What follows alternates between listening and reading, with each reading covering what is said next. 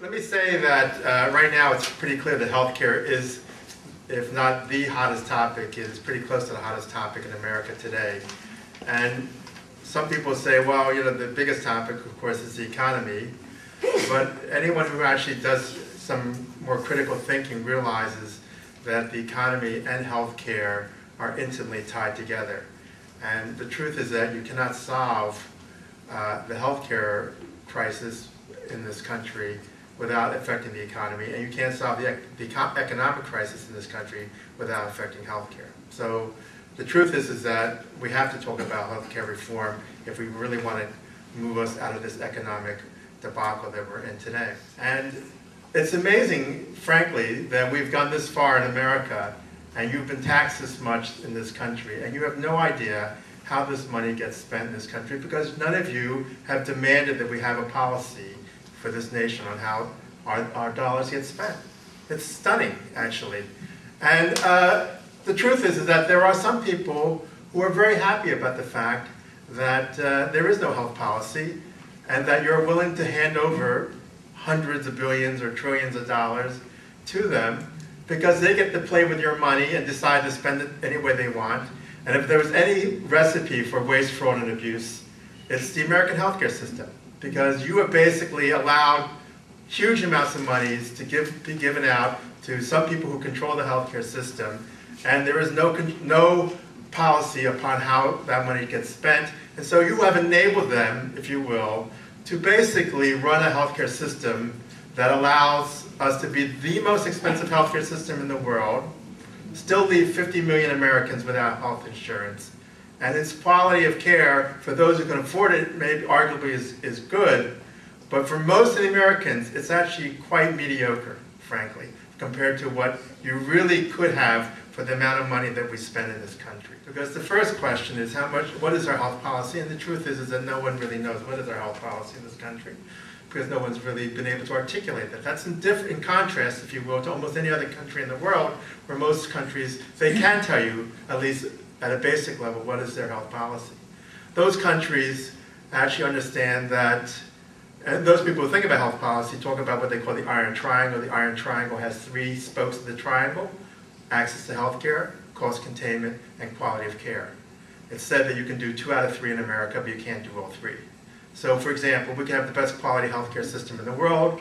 It's very expensive, and we simply do not provide it to all Americans. Or we could have universal access to health care, great quality of care, but it's so expensive nobody could afford it.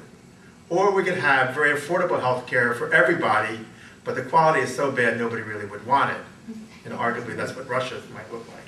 So the truth is, though, is that we live in the real world, and the real world says that we have to figure out how to do all 3. We have to figure out how do we get quality, affordable health care, and how do we do it for all, not just some, but all Americans. Because unless we grapple and come to some solution to those 3 parts, quality, affordable health care for all Americans, in my mind, the system fails. Now, I want you to consider that because we are in the throes of a major healthcare debate in Washington right now. And when the final bill, whatever comes through after it goes through all the pasta machines and gets shredded up together and it comes out, you have to ask yourself, will this provide quality, affordable health care, and will it be available for all Americans? And if it doesn't, then you really should ask yourselves, was this the right plan for this country? The second question I asked is how much we spend this year on health care. And the answer is that if it was $1 trillion, it would be a bargain, believe it or not. It's $2.5 trillion that we will spend this year.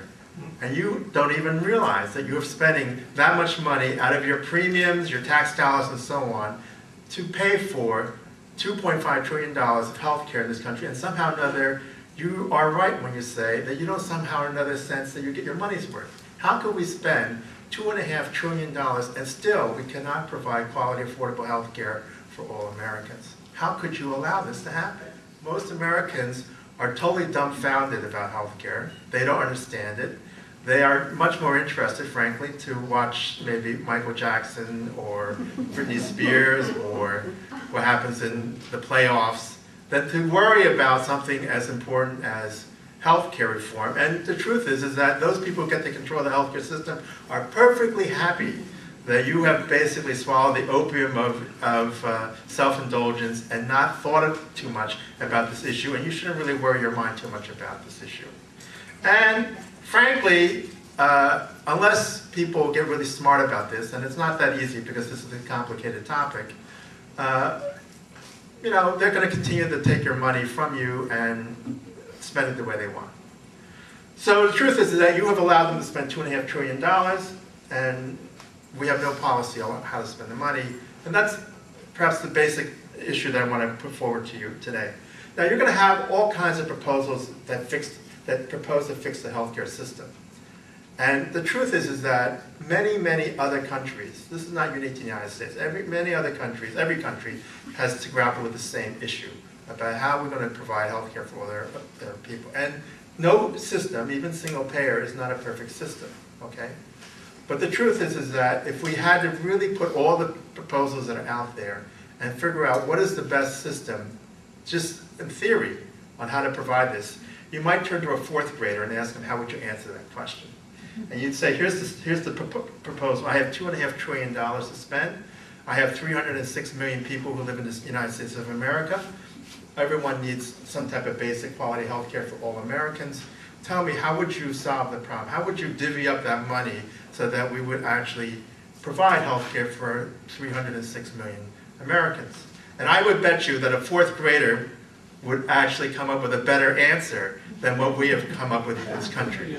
Because we would not say, well, I'll take the elderly and I put them in one pocket, and I'll take the very poor in another pocket, and people with end-stage renal disease in another pocket, and people with HIV in another pocket, and if you're Native American Indian, you get this thing, and if you're actually someone who works in a union, you get another thing, and if you work as an employer, you get another thing, and then we have all these different rules and regulations to figure out how they're supposed to talk to each other, and we'll create 1,300 different private insurance companies. Some of them are for-profit, most of them are for-profit now, and they get to actually suck off whatever monies they can out of that $2.5 trillion and leave the scraps for the rest of you to pay your doctors and hospitals, etc. That's basically the system we have created in America today, and I would say that a fourth grader would say, that sounds like craziness.